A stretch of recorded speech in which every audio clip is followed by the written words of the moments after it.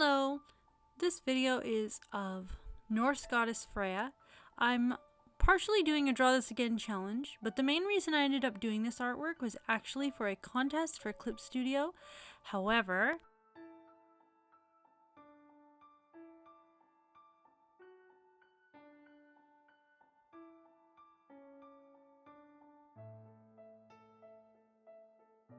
I actually finished the artwork just a few hours too late to post it for the official contest. I didn't find out about the contest right away, and when I found out about it, I started thinking about whether or not I'd wanted to do it, and by the time I decided to dedicate time to it, it was near the end of the contest. And unfortunately, due to things in life getting in the way and various events, I didn't quite have enough time to finish it, but I wanted to do a really good job and do honor to this really cool mythical figure and to the old artwork I did of her in the chariot with her two cats. Because I was dedicating a lot of time and effort to it, I decided it would be worth making a YouTube video out of it. So this whole beginning section where I'm planning everything out was actually done in Procreate, but I decided because the contest was technically for Clip Studio, I really should do most of the work in Clip Studio or the final good version in that program because I felt like that was worthwhile for entering the contest. I also wanted to learn how to use it better because I mostly use Procreate. Procreate's amazing. There just are a few differences and things that you can do in Clip Studio that you can't do in Procreate, and I explore that as I work on this. I also tend to do animations in Clip Studio because the animating capability of Procreate is much more limited. However, I did hear there's an update coming up where there'll be some more animation tools available in Procreate. Currently right now you're just kind of cheating the program to make any animations.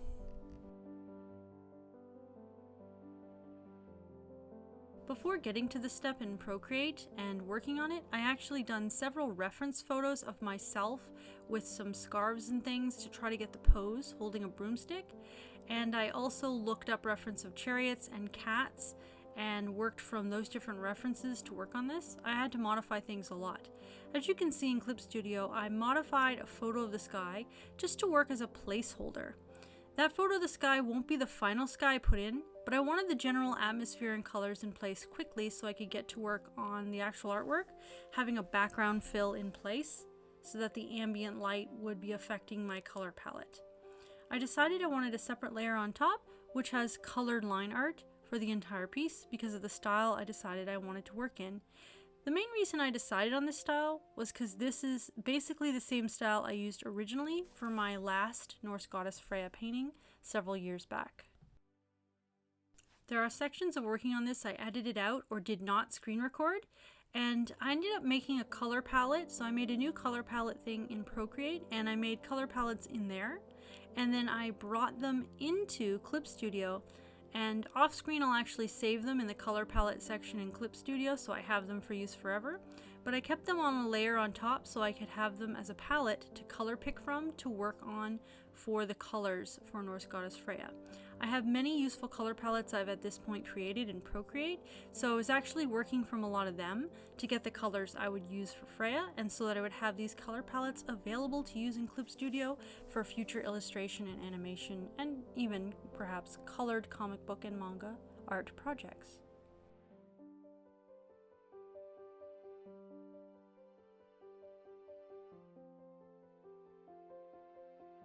I was rotating the canvas for what was better for my wrist for drawing, and I was zooming in and out as needed.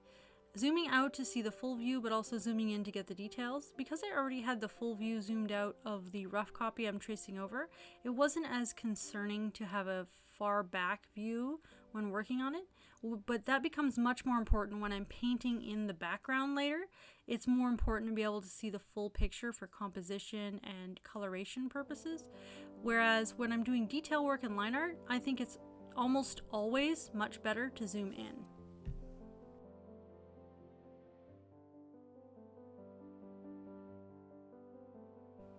There is a couple sections I edited out because I felt this video was long enough even when I times the speed of the screen recording by 6.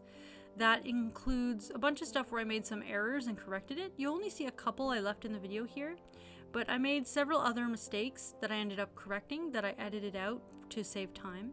But I will admit there were some more mistakes in erasing and correcting in here than the final video here actually shows, including where I messed up her eyes. I was gonna make her pupils larger, but they actually looked weird when I made them larger, so I ended up making them smaller again, but that got edited out.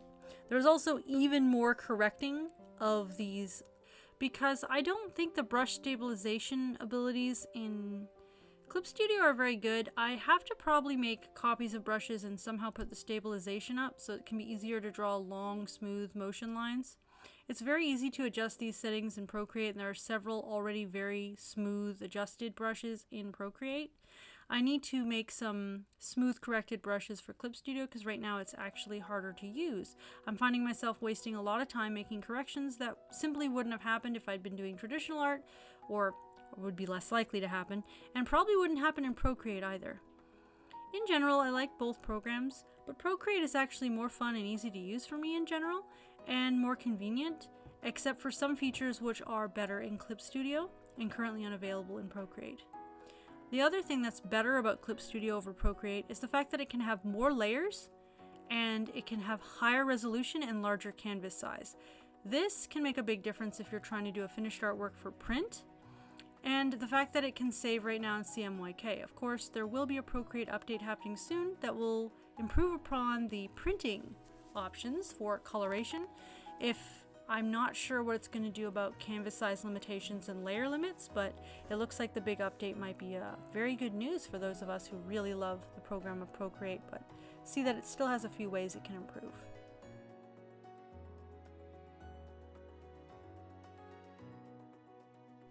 I drew this whole thing on my iPad Pro using an Apple Pencil, and I find that was the single greatest artistic purchase I've ever made because it is absolutely phenomenal. It works incredibly well and I can do lots of things. It's a multi-purpose device. There is lots of reasons to get one, and if you have the money, you really should. I highly recommend it.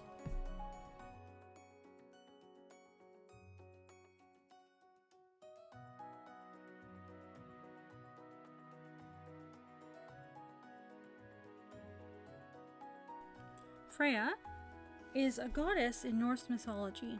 She's the twin sister of Freyr, and is sometimes also called Frey or Frigg.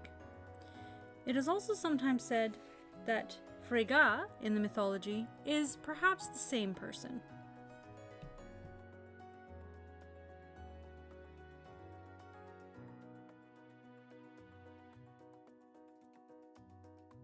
In most versions of the mythology, she was considered to be the daughter of the sea god Njord.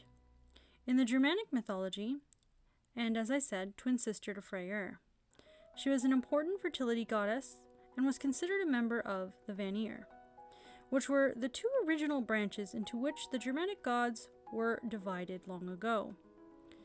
There was said to be a war, and the Vanir seemed to have been supplanted by the younger Aesir, who were led by Odin.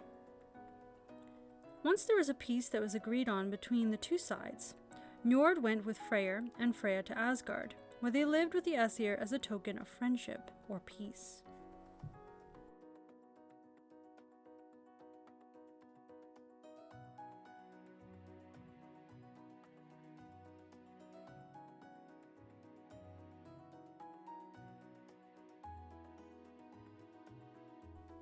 It is said that both Odin and Freya took an interest in the heroic dead, and were said to have divided the slain between them at the end of every battle. Odin's share went to live in Valhalla, while Freya's lived in her personal hall called Sessrumnir, if I'm pronouncing that correctly.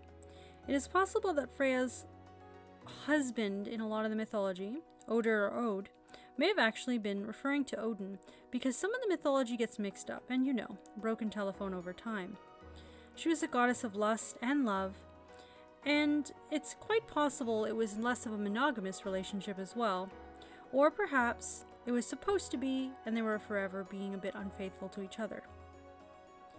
Odin, who is the father of many battles and the lover of destruction in mythology as well, seems to be a good complement. However, there's many different versions of the story, as it was told and retold many times. So, who knows how it really was? Well, if it ever really was, of course.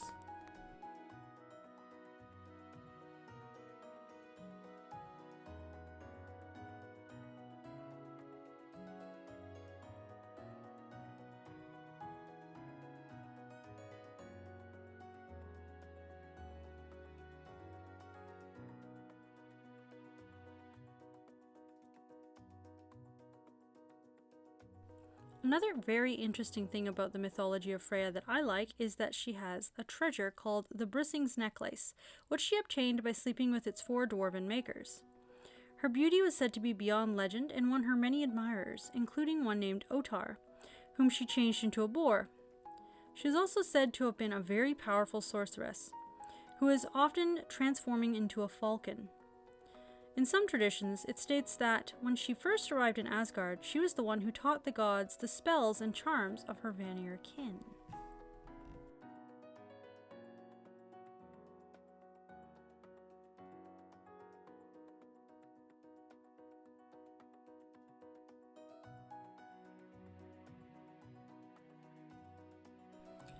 Freya, in most versions of the mythology, is described as a voluptuous blue-eyed goddess of love with golden hair, riding a chariot drawn by cats, which were also said to be symbols of her warm affections and love, accompanied by a flock of airborne love spirits, which were not specifically described in a lot of the mythology I looked at, and searching the earth for her roving husband, Odir, and that she also sheds tears of gold, liquid gold. That's very interesting and evocative.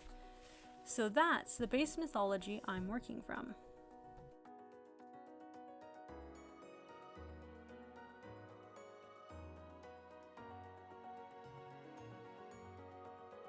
It also is said the cats are shapeshifters as well, and can transform into any type of cat, but the main ones they're depicted as are 2 forms, which are their house cat forms or their lion forms.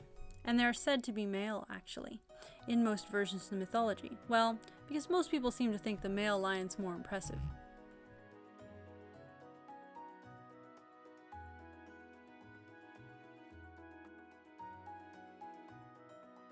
Of course, I have my own versions of the goddess Freya that I use for various stories and in various ways. I have more of a main one, and I have a lot of different sub-varieties. In a lot of my standard stories, magic returns to the earth, and Freya is actually one of the 10 surviving deities in the Gods Awaken and the New Gods versions of my storylines.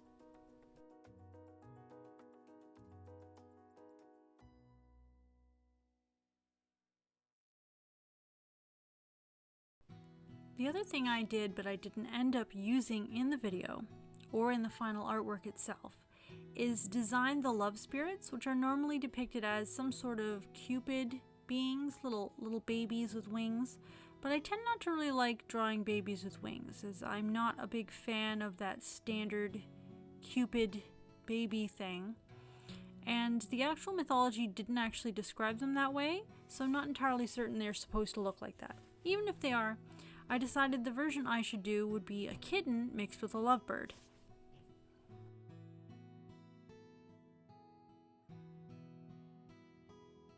However, I ended up not using the kitten lovebird mix for the love spirits, just because I thought it would make the composition far too crowded and it would detract from the overall quality of the image. Instead, I decided to keep it more simplified with just Freya and her cats and her chariot and her spear in the sky. I figured adding any of the love spirits would just complicate matters more and distract from the overall image. However, I could have put them further back and smaller so that they just look like a normal flock of birds, but then it wouldn't come across that they had really anything to do with her. It would have looked more like they were just magical creatures flying in the background. So I decided, yep, the best thing I could do in this case is actually just remove them from the original plan for the image and not draw them in at all.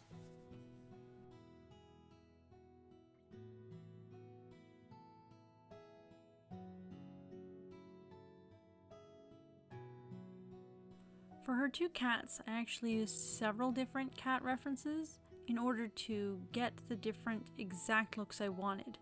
For the poses they were in the foreshortening, I had worked out a very detailed sketch, and I knew pretty much exactly what I wanted. I had a very clear image and I worked it out in the rough stages in great detail. But that meant I had to get several different references and try to get certain details more accurate. So in general, I drew it more from my head, plus I found a few references that were close, including one of the paw in a similar position for the gray cat on the viewer's right side. The other thing I did is make sure to import and use good color palettes to get the colors better. So I'd imported and have a Clip Studio version now of the gold color palette, which I definitely used for a lot of this picture. Now I used my gold color palette not only for the gold areas, but also for some of the dark red. And the dark red here is a reddish color that can show up in the darkest shadows of gold. And it's also a very beautiful tone I like to use a lot, especially in complement with gold. And as you can see, I'm using different layers and doing different details. And I have a lot of these details on just one layer. And when I come back in here, it's because I saved and went and did other things, and then came back and continued working on it. So this video is actually made in a few parts because of that. As you can see, the reference photo on the left-hand side was used as inspiration, because now I'm finally filling in the actual good background for this designed piece. As I said, the stretched out photograph was just a placeholder to get the atmosphere and color ideas down, and I knew I would have to actually correct it and paint in my own sky. But rather than leaving the background the wrong color or plain white, I put in a placeholder. I'm trying out different downloaded brushes and remembering how I use them, as well as looking through to that original photo now and then, because there are elements of it I wanted to keep. I definitely wanted a sort of glowy light sunburst effect behind Freya, and I realized that the contrast wasn't quite high enough, so at a certain point I duplicated the layer and turned the one on top on multiply, and then adjusted the opacity to make the whole layer darker, but not too dark. I'm trying to keep in mind that photographs actually wash out colors and aren't as accurate as the way a human eye sees things. So sometimes photographs make shadows too dark and they make the whites too light. So I adjusted to be more like how I imagine things. Here's the final finished piece.